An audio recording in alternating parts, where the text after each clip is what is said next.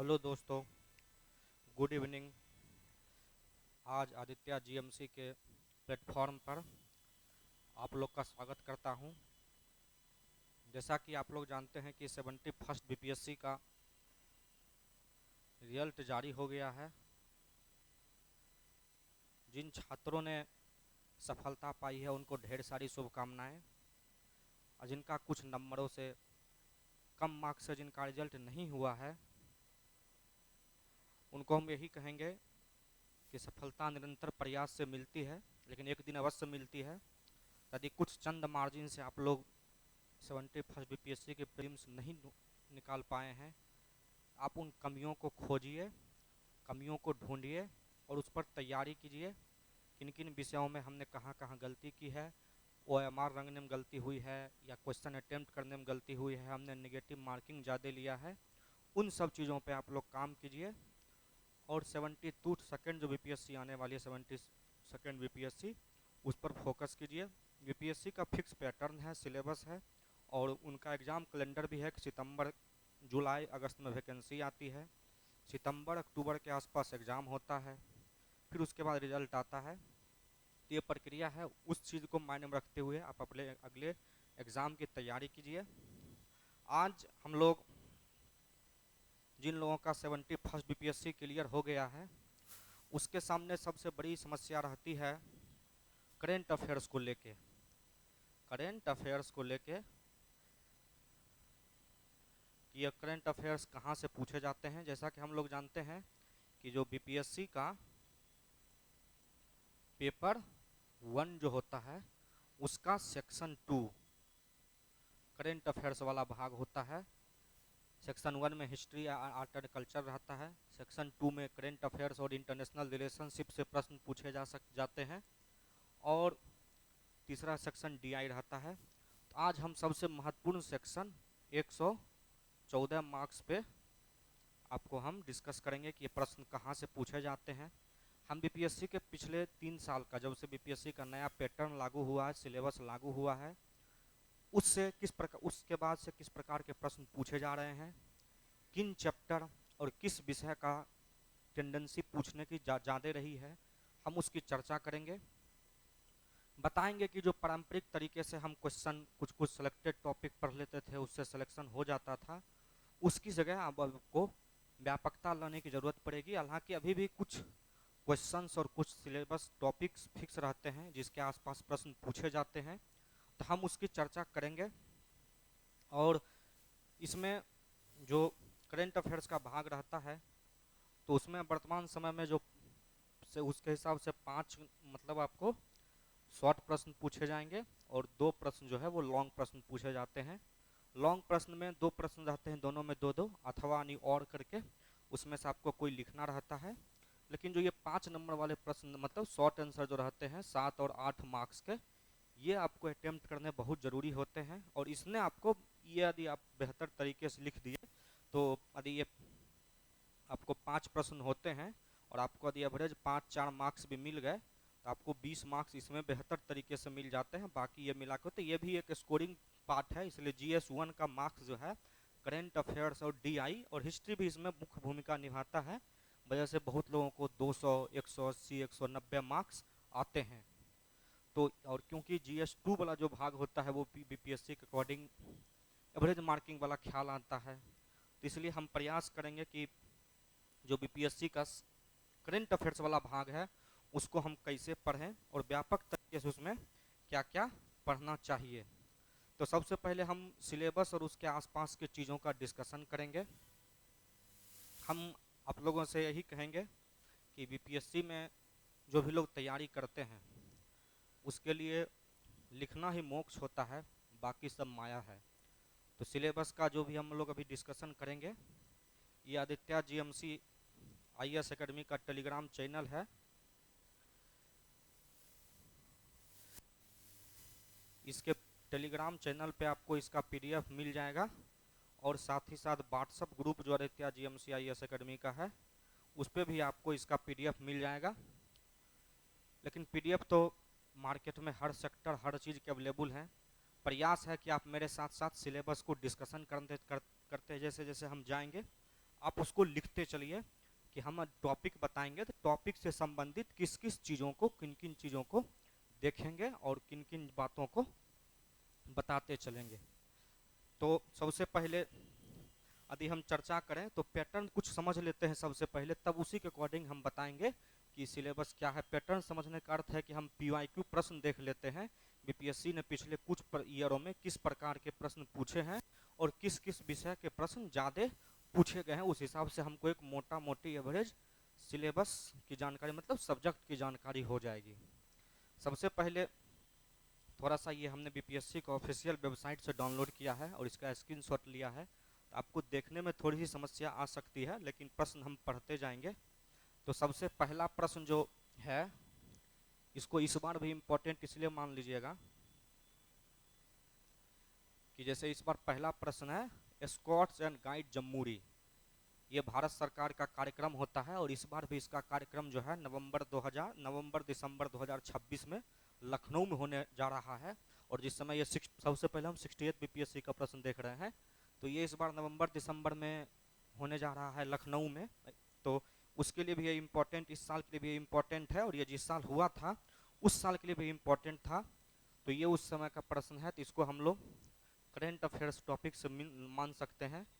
फिर दूसरा है कि संघ लोक सेवा प्रशासन नेटवर्क में, मतलब यूनाइटेड नेशन पब्लिक एडमिनिस्ट्रेशन की बात मुख्यतः करता है कि शांति एवं सुदृढ़ संस्थाओं के प्रबंधन के सतत विकास उद्देश्य 16 मेनली ये कहता है कि आपका जो SDG गोल है, SDG गोल है, इसमें जो SDG गोल नंबर 16 है, टोटल 17 गोल निर्धारित किए गए हैं 2030 का लक्ष्य। तो उसके अकॉर्डिंग जो SDG का लक्ष्य गोल 16 है उसकी ये चर्चा करता है। ये बिहार, अगला प्रश्न है बिहार के ई आधारित सेवा प्रौद्योगिकी की बात करता है। फिर ये सौर ऊर्जा के क्षेत्र में प्रयास करता है, यानी साइंस एंड टेक की बात कर देता है। ये बिहार सरकार के 7 निश्चय योजना 2 यानी ये बिहार स्पेशल की बात करता है। तो हमने देखा कि ये तीनों को प्रश्न की मोटा मोटा लिया जाए तो ये तीनों सेक्टर आपका आ जाएगा, पॉलिटी एंड एडमिनिस्ट्रेशन की बात आ जाएगा। इसको हम IR में, क्योंकि हम UNO पढ़ते हैं और संबंधित करंट अफेयर्स पढ़ते हैं, तब UNO में इसको हम IR के चैप्टर में इसको ले सकते हैं। ये हो गया। अब अगला हम लोग देखते हैं कि अगला जो प्रश्न मोस्ट इम्पोर्टेंट था, जो लॉन्ग आंसर उसमें है, भारत सरकार का उस समय एक अधिनियम आया था कि विश्वविद्यालय, विदेशी विश्वविद्यालय जो है वो विदेशी विश्वविद्यालय भी अब भारत में अपना कैंपस खोल सकते हैं। तो विदेशी विश्वविद्यालय जो भारत में अपना कैंपस खोल सकते हैं, उसके लिए उस समय भारत सरकार ने एक मसौदा लाया था, बाद में वो कानून बना और जो भी प्रभावी है तो उस कानून की बात करता है। तो ये भी आपका पॉलिटी वाले सेक्शन की बात हो गया। पॉलिटी में किससे, तो संबंधित विधि और कानून, लॉ जो बनता है, भारत सरकार कोई कानून लेकर आई है उसके बारे में ये करता है। अगला प्रश्न पॉलिटी और IR से ही है, इसमें भी हम अगला प्रश्न भी पॉलिटी से ही है। इसमें देखते हैं हम पॉलिटी और गवर्नेंस, ये दोनों टॉपिक आप साथ में लेके चलिए। इसमें हम देखते हैं जो संविधान का बेसिक स्ट्रक्चर है, जिसको हम लोग मूलभूत ढांचा कहते हैं, उस पर यह प्रश्न पूछा गया है। तो ये मूलभूत ढांचा की चर्चा करता है। अगला प्रश्न उसी टाइप का है कि G20 शिखर सम्मेलन, यानी कुछ महत्वपूर्ण संगठन होते हैं IR के चैप्टर के तहत जो पढ़ने होते हैं, उसमें हम लोग IR में कुछ महत्वपूर्ण संगठन पढ़ते हैं। उस संगठन जो कि भारत से स्पेशली संबंधित है, उस संगठन को हम लोग पढ़ते हैं। तो ये G20 उस समय भारत में चर्चा में था, होने वाला था, तो G20 की ये प्रश्न था। और अगला था सीरिया व तुर्की में भूकंप में आपदा सहायता में राष्ट्र संघ, यानी UNO का चर्चा करना था। फिर से यहाँ UNO की बात आ गई है कि UNO जो है सीरिया और तुर्की में जो मतलब भूकंप आया था उस समय क्या मतलब प्रयास किया थे इससे निपटने के लिए। तो ये हम देखते हैं 68 बीपीएससी के प्रश्न रहे थे, जिसमें कि आपको पॉलिटी, गवर्नेंस, IR से प्रश्न पूछे गए थे। फिर आगे अब हम लोग 69 का यहाँ से प्रश्न देखते हैं। 69 बेसिकली हम लोग पिछले 3 साल जब से बीपीएससी का पैटर्न चेंज हुआ है, 68, 69 और 70 के प्रश्नों को देखेंगे। और ये प्रश्न जो हाल फिलहाल में चर्चा में रहते हैं टॉपिक, उसी सब के आधार पर ये प्रश्न पूछे जाते हैं। इसमें पहला भी था कि भारतीय सर्वोच्च न्यायालय ने जो है भारत में जो लैंगिक रूढ़िवादिता है यह लैंगिक भेदभाव है उसको कम करने के लिए कौन कौन से प्रयास किए हैं, और सुप्रीम कोर्ट उस समय निर्णय कुछ आया था, उस बाद में सुप्रीम कोर्ट ने क्या चिंता व्यक्त किया था, उसकी ये चर्चा करना था, तो ये उस समय है। ये अगला है भारत का नागरिक सुरक्षा संहिता, जिसको हम लोग BNSS कहते हैं। आप लोग जानते हैं भारत का 3 गो कानून आया था, भारतीय नागरिक सुरक्षा संहिता, भारतीय न्याय संहिता। तो इसी के तहत जो भारत का जो CRPC और IPC था, उसके बदल के जो कानून आए थे, तो आपको BNSS 2023 की चर्चा करना था, वो चर्चा में उस समय था। और ये उसके बाद अगला था, ये साइंस टेक से था कि AI की भूमिका किस में, तो जो लॉ मेकिंग बॉडीज है, लॉ मेकिंग बॉडीज मतलब कानून कौन बनाता है, तो विधायिका कानून बनाती है। तो कानून बनाने में विधायिका में हम लोग AI की भूमिका क्या रहेगी, वो है। अगला है वैश्विक वेतन प्रतिवेदन रिपोर्ट, यानी हम लोग देख रहे हैं IR वाले और करेंट अफेयर चैप्टर में रिपोर्ट और सूचकांक से भी प्रश्न पूछे जा रहे हैं, तो हम इसको भी देखेंगे। फिर अगला आ गया भारत सरकार की कानून और नीति, देख लीजिए पिछला बार किस 68 में प्रश्न था, भारत के विश्वविद्यालय स्थापित करने संबंधित जो कानून आया था, विदेशी विश्वविद्यालय स्थापित करने का, उसका था। फिर ये कानून और लॉ से संबंधित प्रश्न है, इसको भी हम लोग पॉलिटी और गवर्नेंस से संबंधित ले सकते हैं। अगला है भारत की निर्यात प्रोत्साहन नीति वाला, वही हम देख लिए। अगला है मणिपुर संकट, उस समय चर्चा में था। ये हम लोग देख सकते हैं कि भारत का जो इंटरनल सिक्योरिटी होता है उससे संबंधित यदि कोई करेंट अफेयर, जैसे कोई हिंसा कहीं पे हुआ, कोई दंगा हुआ, यदि नक्सलवादी घटनाएं हुई, आतंकवादी घटनाएं हुई, तो उससे संबंधित प्रश्न हमसे आपसे पूछा जाता है। जैसे अभी वर्तमान में कोई घटना हुआ है आतंकवादी नक्सलवाद, तो उस पर आपसे प्रश्न पूछे जाएंगे, तो ये हम उसमें देखते हैं। फिर अगला प्रश्न है, फिर से G20 रिपीट हुआ है प्रश्न, जब उस समय G20 होने वाला था और 69 के समय G20 हो चुका था, तो उस समय ये G20 के बारे में पूछा गया था। तो फिर हम लोग देखते हैं वैश्विक संगठन। फिर UCC, ये पॉलिटी का प्रश्न है, चर्चा का विषय है। भारत में सुप्रीम कोर्ट ने भी अपने कई निर्णय में लागू करने का सिफारिश किया था, तो ये हम पॉलिटी की बात करते हैं। फिर इसरो के चंद्रयान मिशन यानी साइंस और टेक की बात करता है। तो उसके बाद फिर हम संबंधित BPSC के प्रश्नों का आते हैं, तो देखते हैं दिल्ली विधानसभा चुनाव यानी पॉलिटी और गवर्नेंस। फिर हम लोग देखते हैं रूस यूक्रेन युद्ध के 3 वर्ष पूरे हो गए यानी इंटरनेशनल रिलेशनशिप, ये प्रश्न हो गया है। उसके बाद अगला था भारत में होने वाले करेंट अफेयर्स प्रश्न, यानी भारत में कोई घटनाएं हो रही है, भारत सरकार कुछ कार्यक्रम आयोजित कर रहे हैं, तो उसके लिए संबंधित यानी कुंभ मेला भारत का बहुत बड़ा आयोजन था, सांस्कृतिक समागम था, तो उस पर प्रश्न पूछा गया था कुंभ मेले के बारे में। अगला है कि बिहार में जाति आधारित जनगणना, ये टॉपिक इस साल भी मोस्ट इम्पोर्टेंट है, क्योंकि केंद्र सरकार ने भी घोषणा किया है कि हम लोग जातिगत जनगणना कराएंगे, तो उससे भी ये टॉपिक ये पुनः हो गया पॉलिटी और गवर्नेंस से। फिर नरम बातचीत, डोनाल्ड ट्रंप ने संयुक्त राज्य अमेरिका के राष्ट्रीय अंतर्राष्ट्रीय पर भविष्य कैसा होगा, मतलब ये कह रहा है, ये प्रश्न अभी भी है, ट्रंप भाई साहब जब आए हैं तो क्या स्थिति वर्तमान में हुई है और क्या होगा, उसकी चर्चा था, इसको भी हम लोग IR में पढ़ते हैं। आगे हम लोग का है वही UCC समान नागरिक संहिता, जो पिछला बार 68 BPSC में प्रश्न था, 69 में, वही 70 BPSC में रिपीट हुआ। फिर भारत में मणिपुर में राष्ट्रपति शासन, वही फिर से प्रश्न है, उसे फिर एक राष्ट्र एक चुनाव, ये भी पॉलिटी संबंधित प्रश्न है। और फिर अगला है नारी शक्ति बंधन अधिनियम, जो हम लोग का 106वां संविधान संशोधन आया था, उस 106वें संविधान संशोधन के आधार पर जो हम लोग का महिला आरक्षण अधिनियम आया था, उसकी चर्चा की गई थी। तो हम लोग मोटा मोटी देखते हैं कि जब हम इसमें चर्चा करते हैं तो पिछले प्रीवियस ईयर के अकॉर्डिंग हम यदि वेटेज के हिसाब से देखते हैं तो सबसे ज़्यादा प्रश्न हमको पॉलिटी एंड गवर्नेंस वाले सेक्टर से देखने को मिलते हैं। तो आप यदि अपने सिलेबस के अकॉर्डिंग एग्जाम की तैयारी करते हैं PYQ प्रश्न के आधार पे, इससे संबंधित करंट अफेयर्स, इससे संबंधित आयाम को मोस्ट इम्पॉर्टेंट आपको देना है, इसको 5 स्टार में आप रखना है।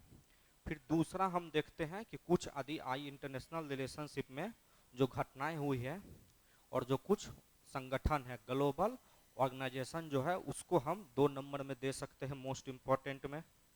तीसरा नंबर में दे सकते हैं हम लोग भारत सरकार का जो कानून अधिनियम आया वो गवर्नेंस में भी आ जाएगा। फिर हम लोग देखते हैं साइंस एंड टेक, जैसे इसरो की भूमिका, एआई की भूमिका, तो ये प्रश्न आता है। फिर चौथा हम लोग देखते हैं कि बिहार रिलेटेड जो आयाम है ये। बाकी और विषय इकोनॉमिक्स से भी, जैसे विदेश व्यापार नीति, प्रत्यक्ष रूप से नहीं लेकिन इकोनॉमिक्स का वो करंट अफेयर्स था, हो सकता है आपसे उससे भी जोड़ के पूछ लिया जाए। तो ये सारे पीवाईक्यू के आधार पे हमने देखा कि ये सारे प्रश्न पूछे जा सकते हैं। आप लोग कॉपी निकाल के लिखते जाइएगा। अब हम ये चीज़ चेक करते हैं, देखते हैं कि करंट अफेयर्स में क्या क्या प्रश्न पूछे जाएंगे। करंट अफेयर्स में सबसे पहले जिस हिसाब से हमने पढ़ा उसी के हिसाब से हम लोग प्रयास करेंगे इसको करने का। तो सबसे पहले हम लोग पॉलिटी वाले भाग को देखते हैं। हाँ चलिए, तो पहला अभी इस बार का चर्चा का मोस्ट इम्पॉर्टेंट विषय था पॉलिटी में। हम लोग देखेंगे कि जो स्पेशल इंटेंसिव रिवीजन यानी मतदाता गहन पुनरीक्षण बहुत ही विवादित और चर्चा का विषय है। हम देखेंगे कि ये आखिर बार कब हुआ था, इसकी प्रक्रिया क्या है, इस पे सवाल क्यों उठाए जाते हैं, इसके लाभ और हानि क्या है, और ये जो है चुनाव प्रक्रिया को कैसे बाधित करता है या चुनाव प्रक्रिया को कैसे प्रभावित करता है, बाधित नहीं, चुनाव प्रक्रिया को कैसे प्रभावित करता है, विपक्ष इनके क्यों इस पर क्यों आरोप लगा रहे हैं। अभी एसआईआर की प्रक्रिया केरल, पश्चिम बंगाल, असम जैसे राज्यों में शुरू हुई है, तो वहाँ इसका विरोध क्यों हो रहा है, इसकी बात हम लोग करेंगे। फिर आगे हम लोग देखेंगे मोस्ट इम्पॉर्टेंट के बाद कार्यपालिका बनाम न्यायपालिका का विवाद। कार्यपालिका का जो अध्यक्ष होते हैं वो होते हैं राष्ट्रपति, हम लोग देखते हैं, और न्यायपालिका कार्यपालिका अभी हम लोग एक वाद विवाद चर्चा में था, इसमें तमिलनाडु बनाम तमिलनाडु राज्यपाल बनाम अन्य बाद सुप्रीम कोर्ट मामला पहुंचा था। तो अनुच्छेद 200 और 200 का 1 के तहत जो राज्यपाल को शक्ति दी गई है, उस शक्ति के तहत न्यायपालिका ने राष्ट्रपति और राज्यपाल दोनों पर समय सीमा का प्रतिबंधन लगा दिया था कि आपको इतना समय में किसी भी विधेयक को पारित करके वापस भेजना है, नहीं यदि पारित करना है तो उसके लिए आपको समय सीमा निर्गत करना पड़ेगा कि आप जो है इतने समय में क्यों नहीं लागू किए और इसकी प्रक्रिया क्या रही। तो इस चीज़ को, तो इसीलिए ये टॉपिक कार्यपालिका बनाम न्यायपालिका विवाद चर्चा में था। इसी के तहत हम लोग स्पेशल यदि शॉर्ट आंसर की बात करेंगे तो आप लोग को 142 और आर्टिकल 143 के बारे में भी पूछा जा सकता है। 142 में न्यायपालिका को पूर्ण न्याय करने की शक्ति दी गई है यदि कहीं पर किसी प्रकार की अस्पष्टता की स्थिति आती है उस परिस्थिति में। और 143 ये मोस्ट इम्पॉर्टेंट है। हमारे जो अभी मुख्य न्यायाधीश हैं सीजेआई, ये जिस दिन रिटायर होंगे, इनके रिटायर होने से पहले आर्टिकल 143 पर जो राष्ट्रपति महोदया ने 14 प्रश्न पूछे हैं 143 के तहत सुप्रीम कोर्ट से, उस पर निर्णय आएगा। और उम्मीद है कि हमारे महामहिम बी आर गवई साहब रिटायर होने से पहले इस 143 पर निर्णय देंगे और ये बेंचमार्क निर्णय होगा। तो ये भी चर्चा का विषय रहेगा, इसलिए मोस्ट इम्पॉर्टेंट आप इसको करना ही करना है। अगला फिर हम लोग का है चुनाव आयोग और निष्पक्षता। वर्तमान में भारत की सबसे विवादित संस्था, जिसपे सबसे ज़्यादा रील्स बन रहे हैं, इसको जिसके जो अध्यक्ष हैं उनके बातों पे, उनके कथनों पे बहुत सारे कमेंट्स आ रहे हैं। हम लोग ने देखा भी, बार बार ये अपने वादे से भी मुकरते हुए कि जिनका कोई घर नहीं होता उनको 0-0 दिया जाता है आवास संख्या, बाद में फिर अपने बयान से मुकर गए। फिर इन्होंने कहा कि चुनाव का सीसीटीवी क्यों डिलीट किया, क्यों शेयर नहीं किए। तो इन्होंने कहा कि हम अपनी माँ बहन की वीडियो कोई शेयर करता है क्या। बाद में चुनाव प्रक्रिया में इन्होंने अपने ऑफिशियल आईडी से बहुत सारी माताओं बहनों का चुनाव में वोट करते वीडियो फोटो डाला। तो ये अपने बयान से ही विवादित में रहे। और चुनाव आयोग कार्य क्या है, क्या शक्तियां हैं, और इनके नियुक्ति संबंधित जो 2003 का अधिनियम आया था, और आपने एक बाद पढ़ा होगा अनूप बर्नवाल बनाम भारत संघवाद, इसकी नियुक्ति प्रक्रिया में भी विवाद था। और वर्तमान में एक और मुद्दा है कि चुनाव सुधार और चुनावी निष्पक्षता जो है कैसे बहाल किया जा सकता है, ये सबसे मोस्ट इम्पॉर्टेंट प्रश्न है, तो ये भी बन सकता है। इसके साथ साथ एक और चीज हम लोग पढ़ सकते हैं, आदर्श आचार संहिता। आदर्श आचार संहिता, आदर्श आचार संहिता के बारे में प्रश्न बन सकता है कि ये विष रहित दंतहीन सर्प है। मतलब दिखाने के लिए तो सर्प लंबा चौड़ा मोटा है, लेकिन ना तो उसके पास विष है और ना ही दांत है। यह किसी प्रकार का प्रभाव नहीं डालता है, इसको प्रभाव डालने के लिए दूसरे पर निर्भर रहना पड़ता है। तो आदर्श आचार संहिता के बारे में ये कहा जाता है। अगला है राज्यपाल के पद संबंधित विवाद। वही कि राज्यपाल बदलते हैं तो केंद्र में यदि राज्यपाल सरकार बदली तो राज्यपाल ही बदल दिए जाते हैं। राज्यपाल को केंद्र का एजेंट कहा जाता है। यदि समान पार्टी की सरकार रही तो फिर वो बेहतर कार्य करते हैं, विपक्ष की सरकार रही तो उसकी प्रक्रिया संशम होती है। इसको लेके संबंधित बीपीएससी का जो पॉलिटी का प्रश्न था उसमें प्रश्न भी आया था। तो हम ये कह रहे हैं कि यदि आप इसको पढ़ते हैं तो आपको सेक्शन पेपर 2 के भी पॉलिटी वाले भाग में बहुत सारे प्रश्न सोल्व हो जाएंगे। प्रश्न भी था कि यदि राज्यपाल बदल जाते हैं, केंद्र सरकार बदलती है तो राज्यपाल भी बदल दिए जाते हैं, इस उद्देश्य में राज्यपाल की भूमिका का वर्णन करें। अगला है अनुसूची 6, मोस्ट इम्पॉर्टेंट है कि अनुसूची 6 चर्चा में क्यों है। तो जो लद्दाख है वो अपने आप को अनुसूची 6 में शामिल करने की मांग कर रहा है। हम लोग देखेंगे कि स्वायत्त जिला परिषद क्या होता है। आखिरकार लद्दाख को सरकार की जो समिति बनी है उसने लद्दाख को अनुसूची 5 में शामिल करने का घोषणा भी किया, लेकिन जो लद्दाख के लोग हैं जो वहाँ विरोध प्रदर्शन कर रहे हैं वो अनुसूची 6 मांग करने की कोशिश कर रहे हैं, मतलब मांग कर रहे हैं। हम ये देखेंगे कि अनुसूची 5 और अनुसूची 6 में क्या अंतर है, स्पेशल प्रावधान अनुसूची 6 में क्या आखिरकार है कि लद्दाख अनुसूची 6 में ही मांग कर रहा है। तो इसको भी हम लोग देखेंगे। इसी में देखेंगे स्वायत्त जिला परिषद क्या होता है। भारत में 10 स्वायत्त जिला परिषद है, किन किन राज्यों में है इसको हम देखेंगे। आगे हम लोग आगे का देखते हैं अनुच्छेद 21। ये हमेशा चर्चा में रहने वाला अधिनियम मतलब अनुच्छेद है। भारत के जो सुप्रीम कोर्ट है उसने अपने विभिन्न निर्णयों में सबसे अधिक किसी विषय अनुच्छेद पर निर्णय दिया है, तो वो अनुच्छेद 21 पे दिया है। जैसे अभी हाल फिलहाल में 3-4 निर्णय इनके बहुत मोस्ट इम्पॉर्टेंट रहे। जैसे एक निर्णय अभी इस माह अक्टूबर माह में आया है कि अक्टूबर माह में आया, आवास का अधिकार जो है वो अनुच्छेद 21 के तहत मूल अधिकार है। फिर सितंबर अक्टूबर में एक निर्णय आया था कि डिजिटल पहुंच जो है वो लोगों का मूल अधिकार है, समावेशिता। तो इसको हम लोग देखेंगे अनुच्छेद 21 क्या है, इसकी इतनी व्यापकता क्यों है और इसके किन किन आयाम हैं। अनुच्छेद 142 और 43 की बात हम कर ही दिए थे।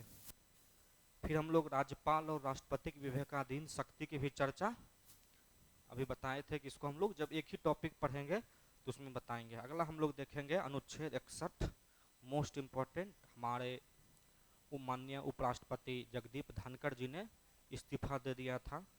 अब इस्तीफा दिए थे कि दिलवाया गया, या वो भी सतपाल मलिक या आर.के. सिंह बनने की राह पर थे या हैं, वो तो बात की बात है कि सतपाल। तो हम लोग देखेंगे उपराष्ट्रपति को हटाने की क्या प्रक्रिया है या वो कैसे हटते हैं।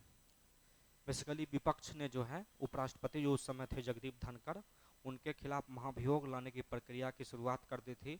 तो कुछ लोग कहते हैं कि इनसे बचने के लिए भी उनका इस्तीफा दिलवाया गया, तो वो एक प्रक्रिया थी। अगला देखेंगे कि सीपी राधाकृष्णन जो महाराष्ट्र के राज्यपाल थे वो भारत के 15वें राष्ट्रपति बने हैं। तो हम व्यक्ति के आधार पर वो 17वें हैं, तो वो हम देखेंगे कि 15वें राष्ट्रपति बने हैं तो उनका निर्वाचन की पद्धति क्या है। अगला है SC/ST का उपवर्गीकरण।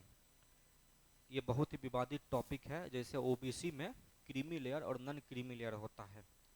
फिर बिहार में आप देखिएगा ओबीसी को BC1 और BC2 में बिहार सरकार ने डिवाइड कर दिया है। उसी तरीका से आज का दिया पेपर से अपडेट होंगे तो आज का हिंदुस्तान जाके पढ़िएगा, आज के न्यूज़पेपर में इस पे आर्टिकल सारे न्यूज़पेपर में छपा हुआ है, क्योंकि जो सुप्रीम कोर्ट के हमारे CJI हैं श्री BR गवई जी, उन्होंने इस पे निर्णय दिया है कि SC/ST का उप वर्गीकरण होना चाहिए। उप वर्गीकरण बेसिकली मतलब हुआ कि जो SC/ST को आरक्षण मिला है भारत में, उसमें कुछ विशेष जातियों ने कुछ विशेष लाभ कमाया है, उनको ज़्यादा फायदे हुए हैं, जबकि कुछ विशेष जातियाँ उसमें पीछे छूट गई है। तो उनका कहना है तर्कसंगत बनाया जाए कि इसको दो भाग में SC1 SC2 या ST1 ST2 बना दिया जाए। इसमें अनेक लोगों को शामिल किया, मतलब उन लोगों को शामिल किया जाए जो अत्यंत पिछड़े हैं, जिनकी स्थिति अत्यंत खराब है, और इसमें जो है SC2 में जो संपन्न लोग हैं उनको शामिल किया, जैसे ये तेलंगाना और हरियाणा ने इसको लागू भी कर दिया है। तो इसको सुप्रीम कोर्ट कह रही है कि नेशनल लेवल पे इसको राष्ट्रीय स्तर पे लागू किया जाए। ये विवाद का विषय भी मुद्दा है, वोट बैंक की भी राजनीति इसमें होती है, और जो दलित संगठन है, अभी दलित भी वोट बैंक के रूप में उभर रहे हैं, तो जो दलित महादलित संगठन है वो इसका पुरजोर विरोध करती है। वो तर्क देती है कि SC/ST जो आरक्षण मिला है वो आर्थिक आधार नहीं है, उसका सामाजिक पिछड़ापन है, क्योंकि एक IAS भी यदि कोई SC/ST बन जाता है तो उसको दलित ही कह के सामाजिक प्रताड़ना का शामिल करना पड़ता है। तो ये सामाजिक उत्पीड़न का कारण है, वो तर्क देते हैं, ये कोई आर्थिक आयाम नहीं है। तो SC/ST के वर्गीकरण उप वर्गीकरण के मामले हम लोग देखेंगे। अगला हम लोग का है बहुत महत्वपूर्ण जो अधिनियम इस बार आया है, उसमें देखेंगे राष्ट्रीय खेल नीति आया है भारत सरकार का 2025 का, कि राष्ट्रीय खेल नीति भारत को इसमें क्या क्या प्रमुख प्रावधान है उसको हम देखेंगे। राष्ट्रीय सहकारी नीति 2025 आई है, इसको भी हम लोग देखेंगे। भारत सरकार का जो सहकारिता एक अलग विभाग बना है, 57वां अधिनियम आया था संविधान का 2011 में, उसकी भी चर्चा करेंगे। सहकारी कैसे ग्रास रूट लेवल पे भारत को मजबूत करेगा, जैसे भारत का अमूल जो है वो एक सहकारी संस्था है और विश्व में सहकारी संस्था में नंबर 1 स्थान है अमूल और इफ्को का, 1 और 2 रैंकिंग है दोनों की। तो हम उसको भी देखेंगे कि इसके क्या लाभ हैं, इसके समक्ष क्या चुनौतियाँ और यह नीति क्या प्रावधान करती है, उसको हम लोग देखेंगे। 130वां संविधान संशोधन विधेयक, अभी यह अधिनियम नहीं बना है, विधेयक हम लोग बात करते हैं, यानी ये विधेयक यदि अधिनियम बन जाता तो 107वां संविधान संशोधन ये होता, क्योंकि हमारे संविधान में 106 संविधान संशोधन हो चुके हैं।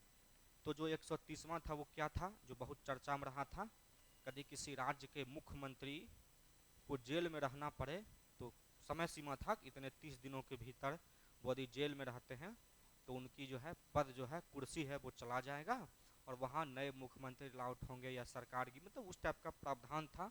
तो सरकार ने इसको अभी ठंडे बस्ते में डाल दिया है, इसको JPC ज्वाइंट कमेटी को भी भेज दिया गया है। और दूसरा मुद्दा है कि इसको मतलब पास करने के लिए जो बहुमत चाहिए वो बहुमत भी अभी सरकार के पास फिलहाल नहीं है, तो इसको भी अभी फिलहाल ठंडे बस्ते में डाल दिया गया है। अगला है वक्फ संशोधन अधिनियम 2025, ये भी बहुत चर्चा में है, हालांकि ये 2024 का ही अधिनियम था, तो हम इसको 25 का, तो इसको हम लोग देखेंगे, ड्राफ्ट इसका पहले आया था। तो वक्फ संशोधन अधिनियम हम लोग देखेंगे इसका क्या क्या चर्चा है।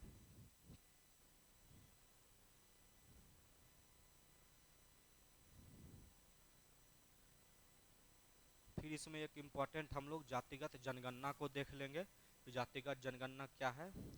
उसके बाद इसी में गवर्नेंस वाले सेक्टर में ही कुछ कुछ संबंधित नियम पे कुछ ड्राफ्ट आए हैं, मसौदा आया है, उस ड्राफ्ट और मसौदा को भी देख लेंगे, क्योंकि जो एक जन विश्वास विधेयक जिसको हम लोग कहते हैं, उसमें भारत सरकार ने बहुत सारे पुराने कानून को ख़त्म कर दिए हैं, बहुत सारे कानून को रिप्लेस किए हैं और बहुत सारा नया कानून लाया गया है।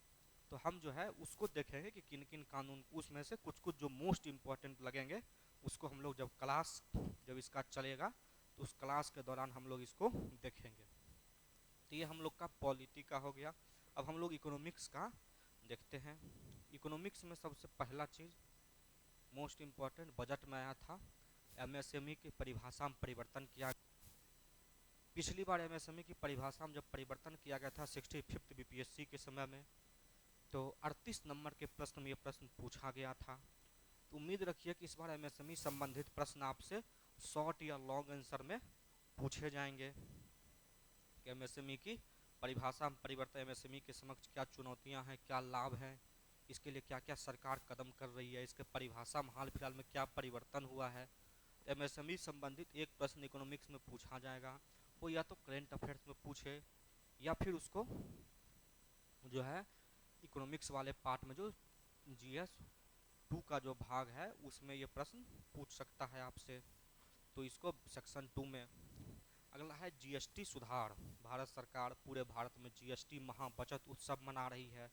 तो जीएसटी सुधार क्या है और इससे क्या लाभ होंगे, हालांकि इसके लिए अभी पहली जीएसटी न्यायाधिकरण की स्थापना हो गई है, तो उसकी भी चर्चा करेंगे कि यह क्या है। अगला इकोनॉमिक्स का ही चैप्टर है, हालांकि इसको हम लोग आईआर और करेंट अफेयर्स में भी पढ़ सकते हैं, आईआर वाले सेक्टर में भी पढ़ सकते हैं, लेकिन चूंकि यह भारत की विधि व्यवस्था को प्रभावित करता है, रुपये का अंतर्राष्ट्रीयकरण और डी-डॉलराइजेशन। भारत क्यों चाह रहा है कि रुपये का अंतर्राष्ट्रीयकरण हो, जो ब्रिक्स संगठन है या जो भी दुनिया के देश है वो डॉलर की निर्भरता कम क्यों करना चाह रहे हैं, इसके क्या फायदे और नुकसान होंगे, इन सब की चर्चा हम लोग अभी कर रहे हैं, मतलब करेंगे। और इससे भारत को क्या फ़ायदा होगा, इसके समक्ष क्या चुनौती होगी, इसकी भी चर्चा हम लोग करेंगे। और इकोनॉमिक्स में जो भी लोग डीएसओ का मेंस दे रहे हैं देंगे, उसके लिए मोस्ट इम्पॉर्टेंट है कि इकोनॉमिक्स संबंधी जो भी करेंट अफेयर्स है वो आपके ऑप्शनल में भी आ सकते हैं, वो आपको इकोनॉमिक्स वाले सेक्शन में भी आ सकते हैं और वो आपके करेंट अफेयर्स में भी आ सकते हैं। तो तीनों के व्यू से इकोनॉमिक्स वाले जो करेंट अफेयर्स हैं उनको ज़रूर अच्छे से देखिएगा।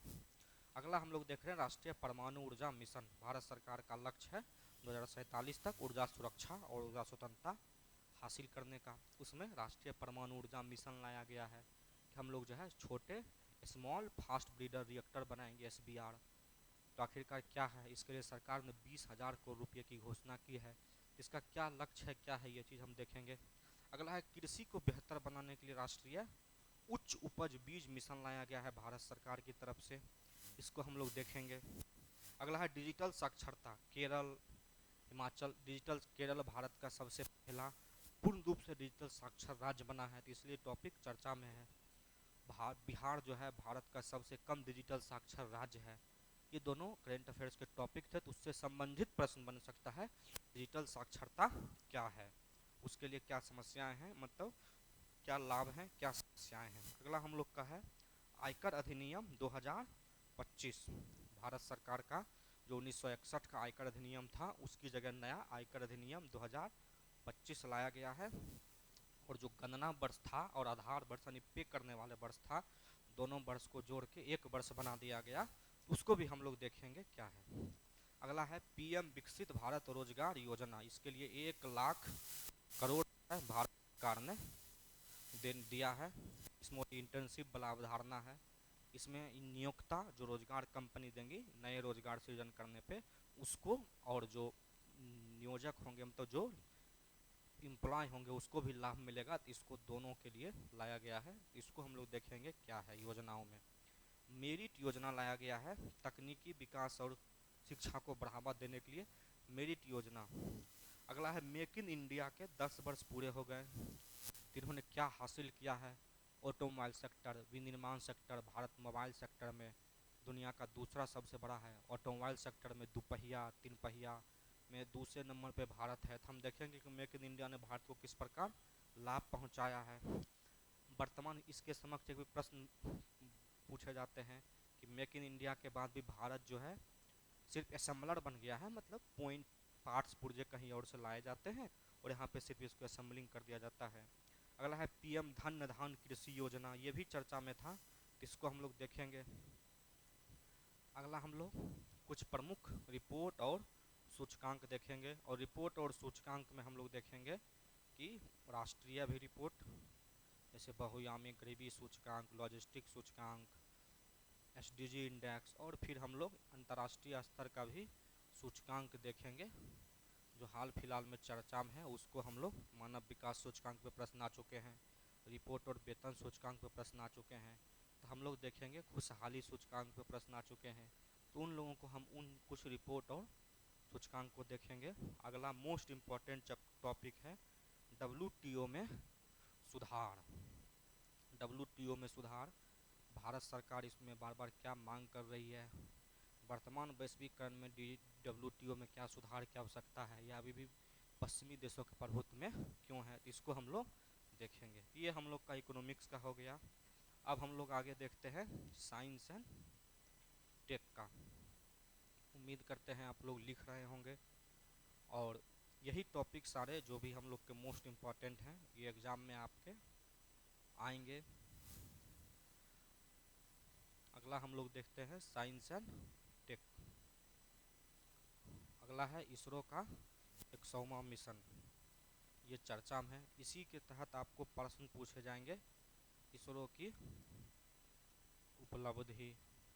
यदि करेंट अफेयर्स में नहीं पूछे तो आपको साइंस टेक में पूछ ले इसरो की उपलब्धि, भविष्य के मिशन।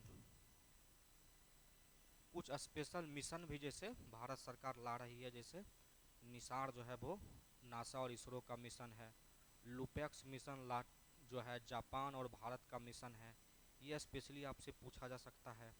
गगनयान, क्योंकि भारत सरकार ने घोषणा किया है कि 2025 के अंत में या 26 के शुरुआत में हम लोग जो भारत का ह्यूमनॉइड रोबोट है AI संचालित वयोमित्र, इसको हम लोग अंतरिक्ष में छोड़ देंगे। उसके बाद शुभांशु शुक्ला की अंतरिक्ष यात्रा जो हुई है अमेरिका के सहयोग से, उसमें क्या उपलब्धि और क्या लाभ हुआ, इसको हम लोग देखेंगे। वहाँ पे भारत सरकार ने क्या क्या उपलब्धि पाई उसको देखेंगे। उसके बाद डॉकिंग और अनडॉकिंग, यह जो है डॉकिंग और अनडॉकिंग अंतरिक्ष स्टेशन बनाने की एक महत्वपूर्ण प्रक्रिया है, और जो देश डॉकिंग और अनडॉकिंग प्रक्रिया को सफलतापूर्वक संपन्न कर लेते हैं तो उम्मीद की जाती है कि वो अगले कुछ वर्षों में अपना खुद का अंतरिक्ष मिशन संचालित कर सकते हैं, स्पेस स्टेशन बना सकते हैं, अंतरिक्ष पर्यटन की शुरुआत कर सकते हैं। ये जिस मतलब ये शुरुआती उसका चरण होता है। इसमें होता है कि एक मतलब जैसे अंतरिक्ष यान है तो वो स्पेस में घूमता रहेगा, दूसरा उसमें जाके अटैच होगा, ईंधन भरा जाएगा, भोजन लोड अनलोड किए जाएंगे, इस यान के अंतरिक्ष यात्री उस यान में जाएंगे। तो ये प्रक्रिया डॉकिंग और अनडॉकिंग कहलाती है। राष्ट्रीय क्वांटम मिशन चर्चा में है। अगला है गैर परमाणु हाइड्रोजन बम।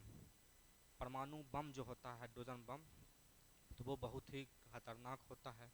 ये गैर परमाणु हाइड्रोजन बम विनाशक हालांकि उतना ही रहेगा, लेकिन वो रेडियो एक्टिव नहीं रहेगा। इसका विकास चीन ने किया है। रक्षा क्षेत्र की आत्मनिर्भरता अगला टॉपिक है। डिफेंस से हालांकि बहुत कम ही प्रश्न पूछे जाते हैं, तो आपसे रक्षा क्षेत्र में आत्मनिर्भरता भारत सरकार धीरे धीरे पा रही है, और भारत सरकार इसमें अब उत्पादन भी कर रही है और निर्यात भी कर रही है। आयातक से निर्यातक बनने के प्रयास में भारत है। एक साइंस टेक में ही आपसे दो तीन चीज़ जैसे अंतरिक्ष कचरा, इस टॉपिक को आप लोग ऐड कर लीजिए। उसके बाद इसी में अंतरिक्ष क्षेत्र में निजी क्षेत्र की भागीदारी।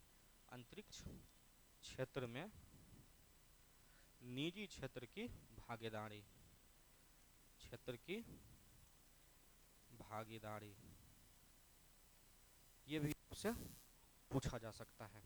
इन चीज़ों को हम लोग देखेंगे। तो ये हम लोग का हो गया साइंस टेक। उसके बाद आगे अब हम लोग मोस्ट इम्पॉर्टेंट देखते हैं IR। ये सिलेबस लग रहा है बहुत छोटा, लेकिन पढ़ने में ये बहुत ही व्यापकता है, ठीक ना। अब व्यापकता इसलिए है कि इसमें बहुत सारे प्रश्न आपको बनेंगे, तो इसको आप लोग लिखते जाए। पहला है भारत का पड़ोसी देशों के साथ संबंध। इसे में हम लोग जो भारत का पड़ोसी देश है नेपाल, भूटान, चीन, पाकिस्तान, बांग्लादेश और श्रीलंका, इसके साथ भारत का, और हाल फिलहाल में हम लोग अफ़गानिस्तान को भी देख लेंगे, क्योंकि उसके साथ भी भारत ने संबंध स्थापित करने शुरू कर दिए हैं तालिबान में सत्ता आने के बाद। तो भारत में इन पड़ोसी देशों के साथ हो सकता है जैसे किसी स्पेसिफाइड देशों के साथ आपका संबंध पूछ सकता है, नहीं तो प्रश्न पूछ सकता है कि भारत का जो पड़ोसी देशों के साथ संबंध है वो हाल फिलहाल में किस रूप में बदला है, उसका स्वरूप कैसे बदल रहा है, भारत के पहले पड़ोस प्रथम की नीति थी, अभी भी उसमें क्या बदलाव आ रहे हैं, ये हम लोग देखेंगे भारत के पड़ोसी देशों के साथ संबंध। साथ ही साथ देखेंगे कि भारत की जो वर्तमान विदेश नीति है इसको हम लोग चरणों में बांट कर देखते हैं कि 1947 में आज़ाद हुआ भारत, उससे बाद 1951 तक 91 तक भारत की स्थिति क्या रही, फिर 2000 तक स्थिति क्या रही, फिर 2000 के बाद क्या स्थिति रही, 2014 के बाद क्या स्थिति हुई। जैसे 2014 से पहले हम लोग तटस्थ भाव की नीति अपनाते थे, किसी विशेष देशों के साथ विशेष सुझाव नहीं मतलब लगाव नहीं दिखाते थे। आजकल भारत सरकार जो है एक नीति अपनाई है, सबके साथ सबके विकास, विदेश नीति में भी इस चीज़ को प्रयास कर रहे हैं। जैसे भारत देखते होंगे प्रयास करता है कि हम अमेरिका के साथ भी बेहतर संबंध बना ले, चीन और रूस के साथ भी बेहतर संबंध बना ले।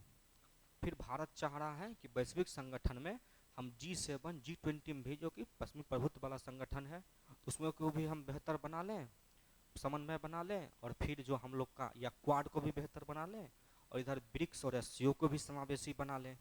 ये जो हमारा मामला है सबके साथ, इस नीति में भी देख रहे हैं भारत सरकार को कई क्षेत्रों में नुकसान उठाना पड़ रहा है। यही जो भारत की नीति है सबके साथ वाले मामले में, अमेरिका का टैरिफ नीति इसी का परिणाम है। भारत में चीन आखिरकार भारत का दुश्मन था, फिर भी चीन भारत के साथ क्यों संबंध बनाना पड़ा। इन चीज़ों को हम लोग देखेंगे कि वर्तमान भारत की विदेश नीति किस प्रकार से बदल रही है, तो ये देखेंगे हम लोग। इसमें आगे का है ऑपरेशन सिंदूर, अगला है एक्ट ईस्ट नीति और look west policy. Act east नीति मतलब हम लोग नॉर्थ ईस्ट के जो हमारे राज्य हैं उसके साथ, जिसमें जो जुड़े राज्य हैं, आसियान के जो 11 देश हैं, उस आसियान के 11 देशों की इसमें हम लोग पढ़ सकते हैं। अगला है लुक वेस्ट पॉलिसी, जिसको हम लोग पश्चिम, जिसको हम लोग खाड़ी देश कहते हैं। ये लुक वेस्ट पॉलिसी इस बार हिंद प्रशांत सम्मेलन हुआ था ओमान में, उसी में हिंद महासागर सम्मेलन जो हुआ था ओमान में, उसी में इस नीति को, लुक वेस्ट पॉलिसी को भारत के विदेश मंत्री एस जयशंकर ने अमली जामा पहनाया, और भारत सरकार ने कहा कि जो खाड़ी देश है और जो पश्चिमी देश है उसके साथ भी हम लोग लुक वेस्ट की पॉलिसी अपनाएंगे। इसलिए देखते होंगे भारत सरकार ईरान के साथ चाबहार बंदरगाह हो या सऊदी अरब हो, UAE है, इनके साथ बेहतर संबंध बनाने का प्रयास कर रही है। तो हम लोग देखेंगे पश्चिम देश कतर के साथ भी भारत के बेहतर संबंध बन रहे हैं, तो ये हम लोग देखेंगे। अगला है ऑपरेशन सिंदूर और आतंकवाद। मोस्ट इम्पॉर्टेंट प्रश्न पूछा जा सकता है कि ऑपरेशन सिंदूर ने भारत की विदेश नीति को प्रभावित किया है या भारत के जो भी नीति में क्या बदलाव लाया है। और एक प्रश्न अलग से आतंकवाद पर पूछा जा सकता है, उदय कैसे हुआ, इसका वर्तमान स्वरूप कैसे बदलता जा रहा है, यह कैसे विश्व को प्रभावित कर रहा है। भारत में भी जम्मू कश्मीर में पुलवामा हमला हुआ, पहलगाम हुआ, अभी नई दिल्ली में ब्लास्ट हुए, कुछ दिन पहले उड़ी हुआ, पठानकोट हुआ, तो आतंकवाद का स्वरूप कैसे बदलता जा रहा है उसको हम देखेंगे। अगला है most important UNSC, United nation जो सेक्रेटरी काउंसिल है, उसमें सुधार, अभी हाल फिलहाल में ही भी सुधार की कोशिशें इसमें की गई है। इस बार जो इसका जो UN जो महासभा है उसमें जो उसका 80 नंबर का सत्र चल रहा है, उसमें भी UNSC में सुधार की बात उठाई गई। तो आखिरकार क्या है UNSC, क्यों सुधार की आवश्यकता है, फिर हम लोग इसी में पढ़ लेंगे। यूएनओ की उपलब्धि, इसको भी पढ़ लेंगे हम लोग, और इसकी समस्या और इसका समाधान, ये हम लोग इसमें इसी में भी देख लेंगे। इसी में एक चीज़ हम लोग और देख लेंगे, जो गाजा इजराइल संघर्ष हो रहा है उसमें भारत ने वर्तमान में फिलिस्तीन में जो वोटिंग हुई थी द्विराष्ट्र सिद्धांत का, भारत ने उसके पक्ष में समर्थन दिया है। और हमेशा आज़ादी के बाद से ही भारत जो है किसी भी देश के अवैध कब्जे का विरोधी रहा है, और भारत ने फिलिस्तीन के द्विराष्ट्र सिद्धांत का समर्थन दिया है। इसका एक कारण ये भी हम लोग जानते हैं, मानते हैं कि जो भारत का जो लद्दाख है और जो जम्मू कश्मीर का इलाका है उसमें पाकिस्तान अवैध कब्जा कर रखा है, और जो लेह लद्दाख में जो अक्साई चीन का इलाका है वो चीन के पास है। तो उसमें भी हम लोग देखते मतलब वही रणनीतिक आधार पे कि भारत भी जो है वो अपनी किसी भी देश के साथ अवैध कब्जे का भारत हमेशा विरोध करता है। इसके समर्थन के लिए भारत सरकार ने हमेशा द्विराष्ट्र सिद्धांत का समर्थन किया है। तो हम लोग देखेंगे गाजा संकट और उसका समाधान। आखिर गाजा शांति समझौता क्या है, इसको भी हम लोग देखेंगे। गाजा शांति समझौता ये भी हम लोग देखेंगे। अगला है भारत और उसके हित से जुड़े संगठन, ये भी मोस्ट इम्पोर्टेंट है। G20 पे प्रश्न पूछा जा चुका है। ब्रिक्स से 66 में प्रश्न आया था ब्रिक्स पे। उसके बाद क्वाड से 67 में प्रश्न आया था। तो ये सब RCEP, तो ये सब चीज़ों से प्रश्न पूछा जा चुका है। इसलिए हम लोग पढ़ेंगे सार्क बनाम बिम्स्टेक। क्या सार्क का विकल्प बिम्स्टेक बनता जा रहा है? सार्क में सुधार के लिए क्या करना चाहिए? अभी बहुत दिनों बाद पाकिस्तान के प्रधानमंत्री और उसके विदेश मंत्री जो है वो बांग्लादेश के दौरे पे गए थे। तो उन्होंने फिर से सार्क को जिंदा करने की बात की। किसने? पाकिस्तान और बांग्लादेश ने। कहा जाता है कि सार्क जो है पाकिस्तान के जो बांग्लादेश के जो राष्ट्रपति प्रधानमंत्री थे उन्हीं के ये दिमाग की उपज थी सार्क। तो ये सार्क है।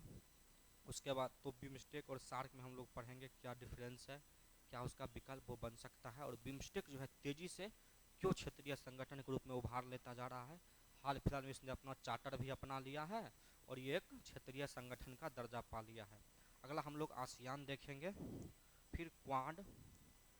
इसमें प्रश्न भी बन सकता है कि भारत जो है जहां चीन और रूस के साथ त्रिकोण बना रहा है, उस परिस्थिति में भारत क्वाड के साथ कैसे संतुलन स्थापित करेगा। चीन की आक्रामक विदेश नीति भी रही है भारत के साथ, तो उसको हम लोग देखेंगे। अगला है ग्लोबल साउथ, मतलब वैश्विक दक्षिण। भारत उसका नेता बन के उभर रहा है। इसके ग्लोबल साउथ के सामने क्या समस्या है, इसको भी हम लोग देखेंगे। अगला है RCEP, regional comprehensive economic partnership. Bharat का जो नीति आयोग है इसने भारत को RCEP में शामिल होने का कहा है कि भारत को शामिल होने के लिए विचार करना चाहिए। RCEP बेसिकली आसियान के साथ साथ कुल अन्य देशों जिसमें चीन भी शामिल है का 15 देशों का ये एक संगठन है, एक व्यापार समझौता है। तो भारत जो है इसमें वस्तु का जो ओरिजिन सिद्धांत होता है, रूल ऑफ ओरिजिन, उस सिद्धांत के खिलाफ जो है भारत है कि हम इसमें, और भारत जो है डेयरी इन सब उत्पादों को बाहर रखने की बात करता है। तो इस वजह से भारत अभी तक RCEP में शामिल नहीं हुआ है। तो हालांकि नीति आयोग ने कहा है कि भारत को RCEP में शामिल होने के लिए विचार करना चाहिए, इसमें हम लोग देख लेंगे। अगला है G20 SCO, इसका संगठन सम्मेलन इस बार का चीन में हुआ है, तियानजिन चीन में। और यहीं पे जो है भारत, चीन और रूस के राष्ट्रपति ने मुलाकात की थी। तो इसको हम लोग पढ़ेंगे। अगला हम लोग पढ़ेंगे ब्रिक्स, BRICS। अमेरिका के नज़र में अभी सबसे मजबूत संगठन दुनिया में कोई अमेरिका मानता है तो ब्रिक्स को मानता है। और वो चाहता है अमेरिका के हिसाब से यदि ब्रिक्स का विस्तार होता गया तो फिर वो जो $20 वाली प्रक्रिया होगी वो अपनाया जा सकता है। जो अमेरिका पर निर्भरता है वो कम हो सकती है। और क्योंकि ब्रिक्स के पास अपना बैंक है, न्यू डेवलपमेंट बैंक भी है, ब्रिक्स ऋण भी देता है। ब्रिक्स अवसंरचना संबंधित कार्य के लिए विभिन्न देशों को ऋण देता है। तो अमेरिका जो है ब्रिक्स को एक पश्चिम विरोधी संगठन के रूप में पेश करता है। अमेरिका के जो अखबार आप लोग यदि थोड़ा बहुत इंटरनेशनल न्यूज़ पे कवर करते होंगे तो उसमें हमेशा एक आर्टिकल्स कुछ कुछ दिनों पे छपते रहता है ब्रिक्स के विरोध में। तो अमेरिका ब्रिक्स विरोधी की मतलब ब्रिक्स को पश्चिम विरोधी संगठन के रूप में पेश करता है। अगला है G7, इसका संगठन अभी हाल फिलहाल में कनाडा में इसका सम्मेलन हुआ था। भारत के प्रधानमंत्री जी गए भी थे, हालांकि भारत इसका सदस्य नहीं है। और इसी में भारत जो है G7 की जगह D10 बनाने की मांग जो है वो राष्ट्रपति पुतिन ने किया था, मतलब ये डोनाल्ड ट्रंप भाई साहब ने। ये सारे चीज़ हम लोग देखेंगे IR वाले सेक्शन में, ये इतने में चर्चा में था। साथ ही साथ हम लोग भारत का 2-3 चीज़ का जो व्यापार समझौता हो रहा है और यह चर्चा में चल रहा है यूरोप के साथ, ब्रिटेन के साथ, जो यूरोपीय यूनियन के साथ, तो ये व्यापार समझौता हम लोग देखेंगे। भारत का चल रहा है मुक्त व्यापार समझौता, उसको भी हम लोग इसमें कुछ कुछ देशों के साथ देखें, क्योंकि 66 BPSC में एक व्यापार समझौता में प्रश्न पूछा जा चुका है मेंस में, उसको हम लोग देखेंगे। जो आ ही गया आगे का करेंट अफेयर्स में मोस्ट इम्पोर्टेंट, भारत अमेरिका संबंध और व्यापार युद्ध, जिसको हम लोग टैरिफ वार कहते हैं। भारत को इससे घाटा हो रहा है। भारत का झींगा उत्पादक मछुआरे हैं, कपास उत्पादक किसान हैं, ऑटोमोबाइल सेक्टर है, शराब इंडस्ट्री है, ये सब व्यापक रूप से प्रभावित हो रही है। हालांकि भारत में मीडिया में बहुत ही कम शब्दों में, कोने में इसके नकारात्मक इम्पैक्ट आपको छपने देखने को मिलेंगे, लेकिन इसका इम्पैक्ट भारत में पड़ रहा है। अमेरिका ने भारत के बहुत सारे सामान पे 100%, 50%, मतलब अलग अलग प्रकार के टैरिफ लगाए हैं। अमेरिका का कहना है कि भारत जो है वो रूस से कच्चा तेल खरीदता है। भारत सरकार क्या, भारत की जो तेल खरीदने वाली कंपनी है, हालांकि भारत में विदेशी तेल खरीदने में नेशनल और निजी दोनों कंपनी शामिल है, लेकिन सबसे अधिक मुनाफा इसमें जो है अनिल अंबानी की रिलायंस पेट्रोलियम को सबसे ज़्यादा फ़ायदा हुआ, क्योंकि वही रूस से सबसे ज़्यादा तेल खरीद के उसको रूस के मतलब भारत के अन्य देशों में उसको व्यापार करती है, बेचती है। इसमें एक आरोप भी लगाया जाता है कि इस लाभ जो है किसी सिर्फ एक संगठन को हुआ, रिलायंस इंडस्ट्री को तेल खरीदने से, और उसका नुकसान जो है वो पूरे भारत उठा रही है।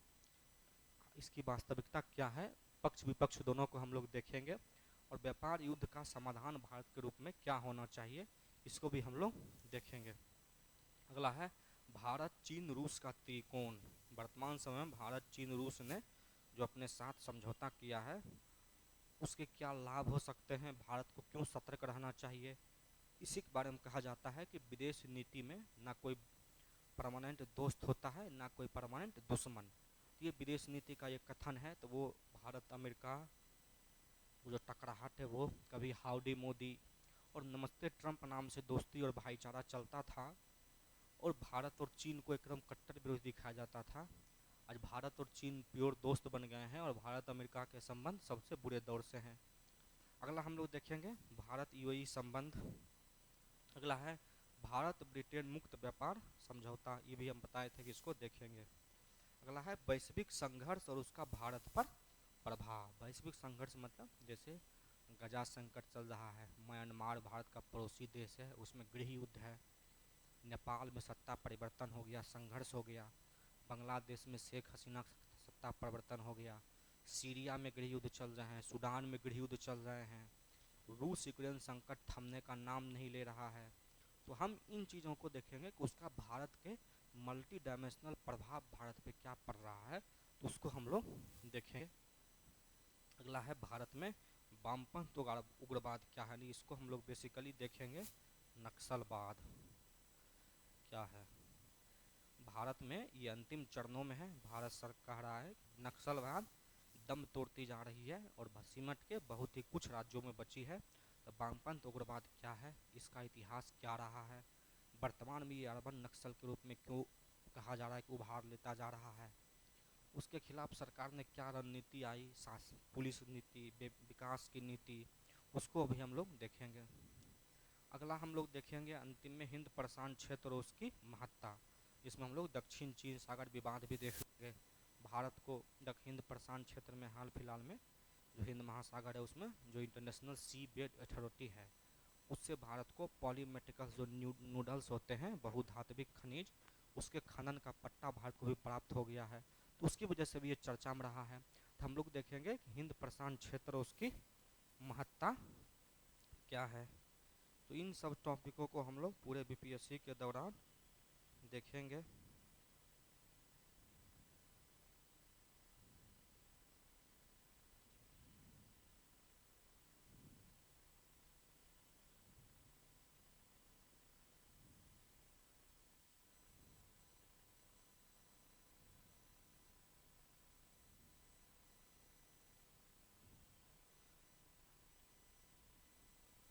तो उम्मीद करते हैं कि आप लोगों ने इन टॉपिक पे गहन अध्ययन किया होगा।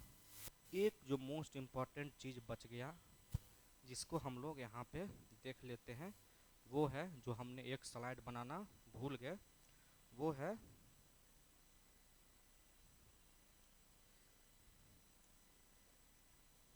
बिहार संबंधित आयाम। बिहार संबंधित आयाम में हम लोग 4-5 टॉपिक देखेंगे, उसको आप लोग लिख लीजिए।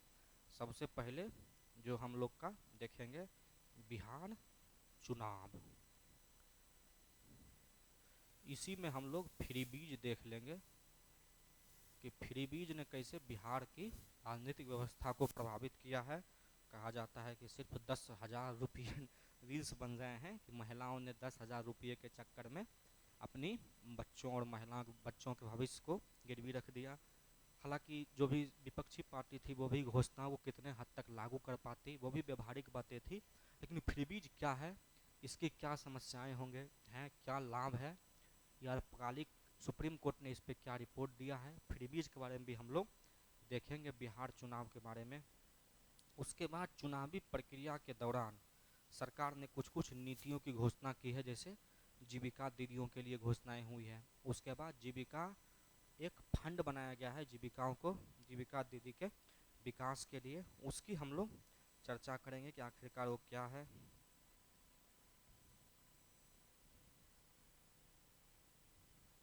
बिहार राज्य जीविका निधि सहकारी संघ लिमिटेड इसका नाम है, तो हम लोग इसमें जीविका के बारे में पढ़ेंगे कि जीविका का क्या है।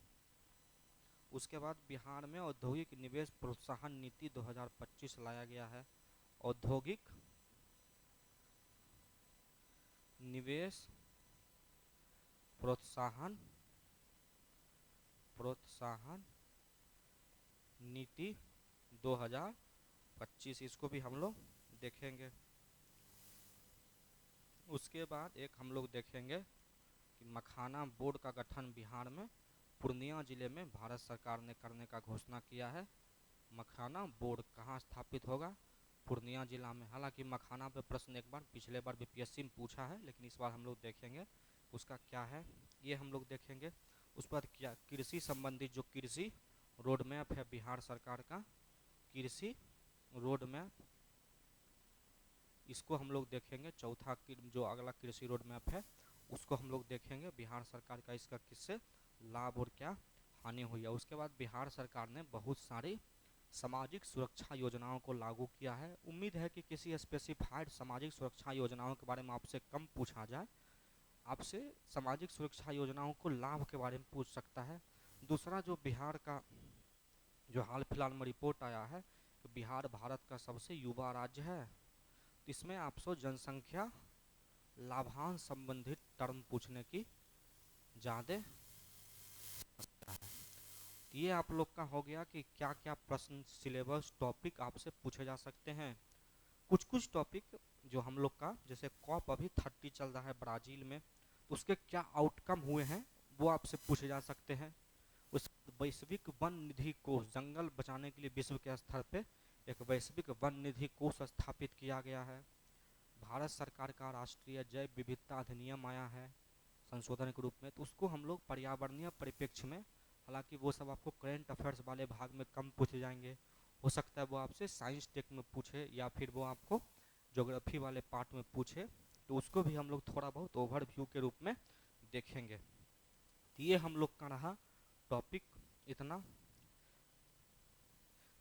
हम लोग का पढ़ाने का तरीका रहेगा कि हम लोग एक टॉपिक पढ़ाएंगे, वो क्वेश्चन आंसर फॉर्मेट में पूरा टॉपिक पढ़ाएंगे और फिर आपको बता देंगे कि आपको इससे क्या क्या प्रश्न बनेंगे, क्या क्या प्रश्न आपको इससे पूछा जा सकता है। दूसरा हम लोग इसमें जो पढ़ाया जाएगा उसका प्रयास करेंगे आपको पीडीएफ मिले, का पीडीएफ आप लोग को मिलेगा।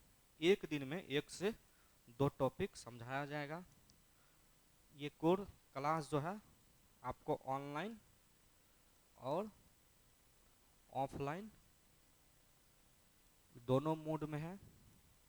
ऑनलाइन के लिए Aditya GMC IAS academy app है, आदित्य आईएएस ऐप है, उस पर आप लोग डाउनलोड कर सकते हैं। उस पर आपको जो है कोर्स मिलेगा। नहीं तो एक नंबर है 99342040, ये कॉन्टैक्ट नंबर है। डायरेक्टर जो है LK झा सर, इनका ये नंबर है। आप इस नंबर पे कांटेक्ट करके कोर्स संबंधित पूरी जानकारी ले सकते हैं और इस नंबर पे आपको ऑनलाइन कोर्स में ऐड भी कर दिया जाएगा। ये हम लोग का आज का पहला वीडियो रहा। उम्मीद करते हैं कि आपका ये बेहतर मतलब समझ में आया होगा और हम इस सारे सिलेबस को कवर करेंगे। ये सिलेबस आपको GS 1-2 के दोनों सेक्शन में काम आएंगे। 2 के तो पूरे सेक्शन जो पॉलिटी हुए, इकोनॉमिक्स हुए, उसके बाद साइंस एंड टेक हुए, तो हम जो टॉपिक पढ़ाएंगे वो किसी भी सेक्शन में आपसे पूछा जा सकता है। और करेंट अफेयर्स का जो भाग है ये GS 1 में, उसमें तो ये पूछा जा सकता है। ये संभावित और अनुमानित टॉपिक है जो 71st BPSC और जो DSO का एग्ज़ाम होगा उसमें आएंगे। तो आप लोग जिनका रिजल्ट हुआ है उनको कॉन्ग्रेचुलेशंस, और जिनका नहीं हुआ है उम्मीद मत छोड़िए, हताश मत होइए, तैयारी को धार देते रहिए, लगातार निरंतर आप लोग प्रयास करते रहिए। लिखने का जिनका 72nd BPSC की भी तैयारी कर रहे हैं, अभी आपके पास बहुत अधिक समय है। यदि आप भी मेंस का प्रिपरेशन करना चाहते हैं तो आप भी इसका तैयारी 72nd BPSC देने वाले लोग भी इसका तैयारी कर सकते हैं। इसमें भी बहुत सारे लोग देंगे 72nd BPSC, तो उसका भी आप लोग तैयारी कर सकते हैं। और 71st BPSC और DSO के लिए मोस्ट इम्पॉर्टेंट हम लोग का क्लास रहेगा। कल से क्लास हम लोग डेली देखेंगे। तो मिलते हैं अगले क्लास में। पढ़ते रहिए, स्वस्थ रहिए, आबाद रहिए, जिंदाबाद रहिए और अपने तैयारी को धार देते रहिए। गुड नाइट, शुभ रात्रि।